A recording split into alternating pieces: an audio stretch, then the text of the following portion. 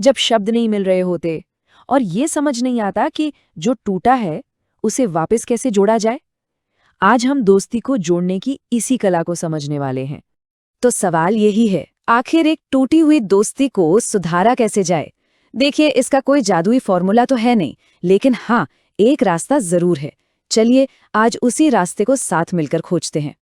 अक्सर ना शुरुआत एक बहुत ही छोटी मामूली सी बात से होती है, जैसे एक क्रेयॉन का टूटना। लेकिन वही छोटी सी दरार देखते ही देखते एक खाई बन जाती है।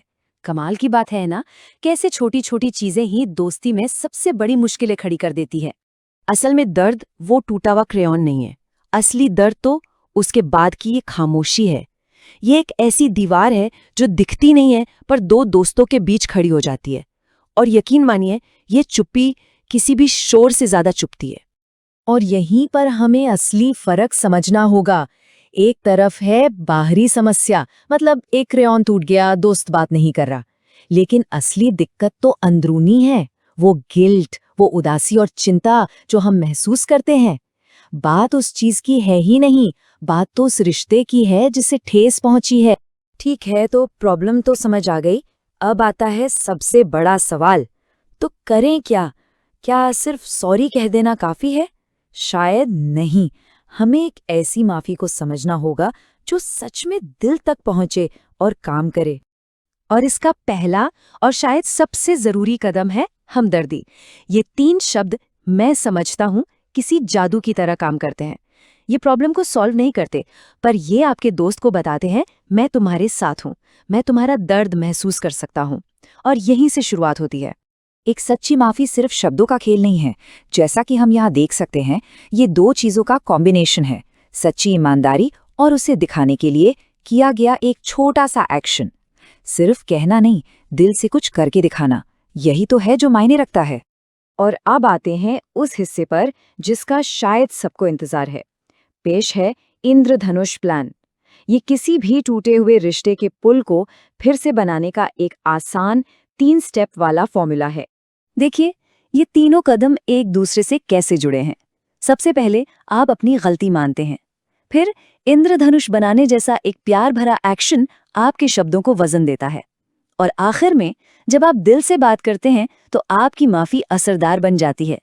इन तीनों का संगम ही इसे पावरफुल बनाता है। लेकिन एक मिनट, क्या होगा अगर ये काम ना करे? यही तो वो डर है जो हम सबको रोकता है ना, ठुकरा दिए जाने का डर। ये वो पल है जब हम सबसे ज्यादा कमजोर महसूस करते हैं, जब हम अपना दिल किसी के सामने खोल कर रखते हैं और पता नहीं होता कि वो उसे स्वीकार करेगा भी या नहीं। पर यहाँ एक जरूरी बात समझने की है, एक सच्चा सॉरी और प्यार से किया गया इशारा हमेशा दिल तक पहुंचता है। हो सकता है नतीजा तुरंत वैसा न मिले जैसा हम चाहते हैं, लेकिन आपकी हिम्मत और ईमानदारी कभी बेकार नहीं जाती। सच्चाई में अपनी एक अलग ही ताकत होती है। अब एक पल के लिए रुकते हैं और उस दूसरे रास्ते के बारे में सोचते हैं। क्या होता है अगर डर जीत जाए, अगर हम कुछ करें ही नहीं? कभी कभी सबसे बड़ी गलती कुछ करना नहीं, बल्कि कुछ भी न करना होती है। चुप्पी और दूरी किसी भी दोस्ती के लिए जहर की तरह है। समय के साथ मजबूत से मजबूत रिश्ते भी कमजोर पड़ जाते हैं और एक पौधे की तरह मुरझा जाते हैं जिसे पानी ही न मिला हो। कुछ न करने की कीमत बहुत बड़ी हो सकती है। पर अब अंधेरे से निकलकर रोशनी की तरफ चलते हैं। चलिए देखते हैं कि तब क्या होता है जब हिम्मत डर पर भारी पड़ती है और सुलह की ओर पहला कदम बढ़ाया जाता है। और ये रहा वो पल, वो इनाम। चीकू की हिम्मत का नतीजा तुरंत और कितनी खूबसूरती से मिलता है।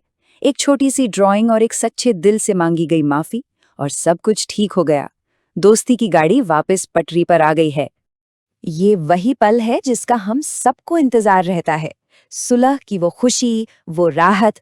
यह हमें याद दिलाता है कि एक सच्ची दोस्ती किसी भी मुश्किल से बड़ी होती है, चाहे वो कितनी भी बड़ी क्यों न लग रही हो। और यहाँ है इस पूरी बात का सबसे बड़ा सबक। दोस्ती को ठीक करना सिर्फ उसे सुधारना नहीं है, ये उसे और मजबूत बनाना है। हर सुलझी हुई मुश्किल रिश्ते में गहराई और मजबूती की एक नई परत जोड़ देती है। दोस्ती सिर्फ बचती नहीं है, बल्कि पहले से बेहतर हो जाती है। तो मैं आपको इसी सोच के साथ छोड़कर जा रहा हूँ। क्या हो अगर हम गलतियों को एक अंत की तरह नहीं, बल्कि एक मौके की तरह देखें? क्या हो अगर हर अनबन हमारी दोस्ती को और भी मजबूत बनाने का एक न्योता हो? सोचने वाली बात है ना?